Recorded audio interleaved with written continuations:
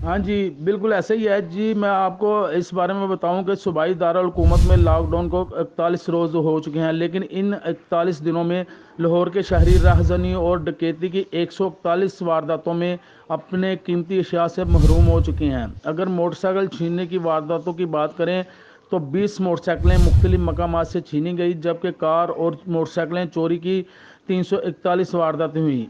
और अगर दूसरी तरफ देखा जाए तो लाहौर में 20 जो हैं वारदातें डकैती मजामत कत्ल की हुई, जबकि लाहौर में ही जगह जगह पुलिस नाके भी शहरियों को महफूज ना बना सके हैं। ये भी मैं बताऊं कि इन वारदातों में दर्जन के करीब अफराद जख्मी भी हुए। लॉकडाउन का सिलसिला तो जारी है, लेकिन पुलिस की जानब से गश्त ना होने की वजह से शहरी अपने कीमती अशिया से भी महरूम हो रहे हैं।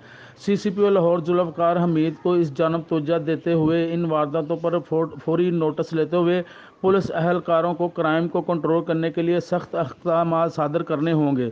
जबकि लॉकडाउन की बात करूं तो गुज़िश्ता रोज़ फैक्ट्री एरिया के इलाका में 4 पुलिस अहलकारों को टाइम के बाद दुकानें खुलाने पर मुकदमा भी दर्ज किया गया है।